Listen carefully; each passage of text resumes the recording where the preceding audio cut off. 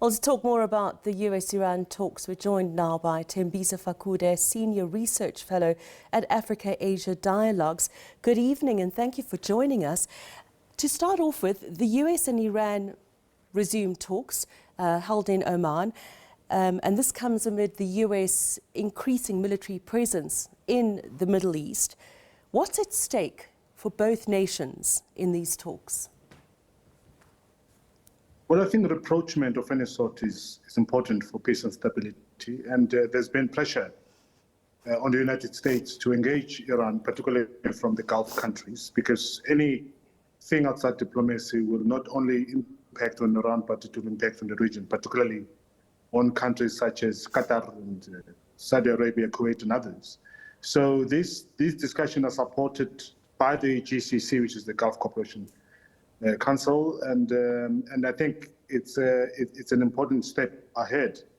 Although, of course, Trump has been talking, coming to the rescue of the protesters in Iran, we see now that actually has shifted his attention into negotiating the nuclear capabilities and project of Iran. So this, I think, is going to be a win-win for everyone. Iran has always been open to business.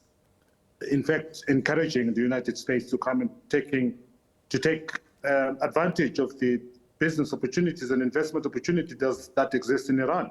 So it's not only going to be Iran that will benefit from these discussions, but the United States also in terms of business it will benefit. Now, Iran's foreign minister called the talks a good start. Does that mean that they have come together in agreement on some of the issues that have been keeping them apart? And specifically, was Tehran's missile arsenal discussed at all yet? Well, we also need to remember, by the way, that it was not Iran that pulled out of the talks. If you remember, there were arrangements on the nuclear discussions that took place in what was known as the P5+1 discussions. It was the Trump who came into power and decided to cancel that process and pull the United States out of the process.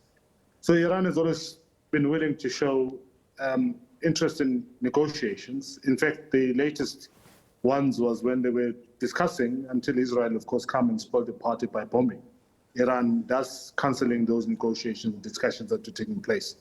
So there's always been a willingness from Iran. And I don't think Donald Trump, by the way, notwithstanding this expensive transportation of military hardware and arsenal into the Gulf, was going to use it because, you know, Iran is not necessarily Venezuela. If you go into Iran, you're likely to have a prolonged war. And for a war to be sustained and supported by the United States, you need all sorts of constitutional support, particularly the Congress and other legal apparatuses in the United States. So it would have been very difficult for Donald Trump to actually go into the war with Iran.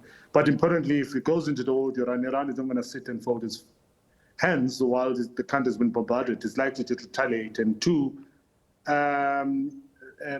points which were going to be targeted. One is the American installations in various countries in the Middle East, including Qatar, which will create problems inside Qatar and the region.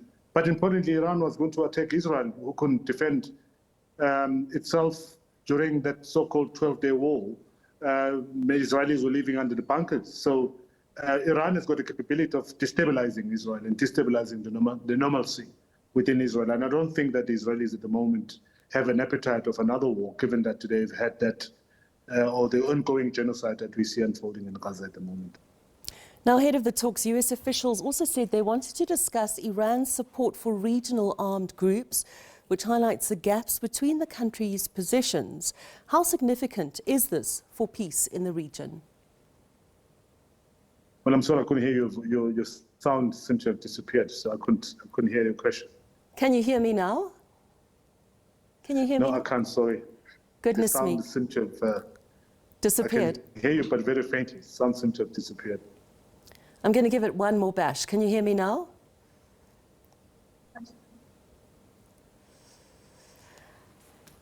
So sorry about that. We unfortunately have lost the sound on my side and we cannot continue that interview. That was Thembisa Fakude, the Senior Research Fellow at Africa-Asia Dialogues, and we were discussing the talks between Iran and the United States today.